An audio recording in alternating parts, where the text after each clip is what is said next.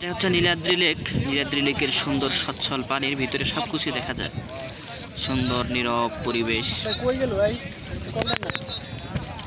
উপরে পাহাড় এবং বিশাল পাথরখণ্ড, বিশাল বিশাল পাথরের সমাহার, আল্লাহর অপরূপ সৃষ্টি। আল্লাহ পবিত্র কোরআনে সূরা নাবা ৭৮ নম্বর সূরাতে বলছেন পাহাড় সৃষ্টির ব্যাপারে। পাহাড়কে পেরেক স্বরূপ সৃষ্টি করা হয়েছে। পাহাড়ের পাথরের সুন্দর গঠনগুলো দেখলে তাই মনে হয় আসলে এই সুন্দর পাথর, বড় বড় পাথর, এটা যে কীভাবে ওইখানে আছে, কীভাবে আল্লাহ সেট করেছেন, সত্যি প্রশংসনীয়।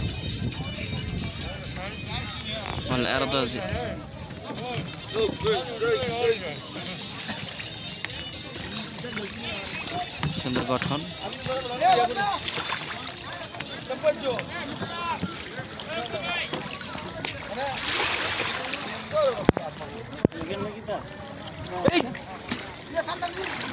স্যার মারি ফেলবেন। সুন্দর চাচা চাচির প্রেম দেখতেছি আমরা।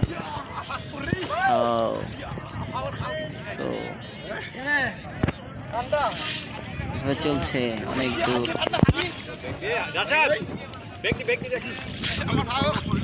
জিবালে আওতাদা, আমি পাহাড়কে সৃষ্টি করেছি পেরেক স্বরূপ। পাহাড়ের নিচে, পাহাড়ের পাদদেশে সুন্দর এরকম লেক, সচ্ছল পানি, সত্যি সত্যি অনেক অবাক করা একটা জিনিস।